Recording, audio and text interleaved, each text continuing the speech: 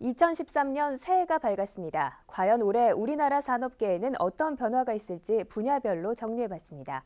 먼저 에너지 분야인데요. 우리나라는 에너지의 98%를 수입에 의존하고 있습니다. 에너지 수입액이 최근 10년 동안 5배 이상 증가한 것으로 나타났는데요. 이외 자세한 에너지 산업 전망을 오지혜 기자가 살펴봤습니다. 새 정부의 에너지 정책은 현 정부의 정책을 큰 틀에서 계승, 보완해 나갈 것으로 보입니다.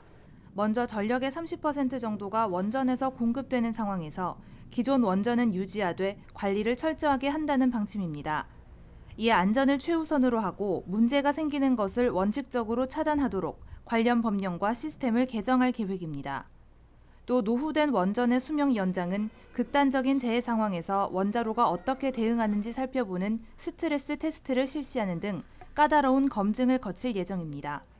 2008년에 제1차 에너지 기본계획에서는 원전을 확대하겠다는 그런 계획을 발표를 했고요. 2차에서도 이와 동일한 정책을 계속 할 것인지 아니면 원전을 조금 축소할 건지 아니면 원전 비중을 어느 수준으로 유지할지에 대한 논의가 필요할 거라고 생각됩니다. 한편 신재생에너지는 단기적 확대보다는 중장기적으로 지원할 방침입니다. 대체 에너지의 필요성은 크지만 전통적인 에너지와 비교해서는 가격 경쟁력이 약하기 때문에 정부의 꾸준한 지원을 통해 육성하겠다는 것입니다. 가스에너지 분야는 장기적이고 안정적인 에너지 자원 확보에 주력할 전망입니다.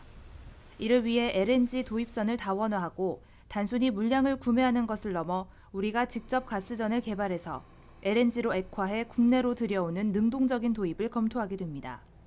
모잠비크 해저 천연가스 개발하는 쪽에 전통가스지만은 그거하고 연계해서 동반 진출 방식으로 해서 하류 부문 사업 개시하게 됐고, 캐나다나 미국 쪽에 정부는 민관 수직일관 체계를 해서 그 가스를 이용을 해서 액화해서 우리나라에 들여오는 방식으로.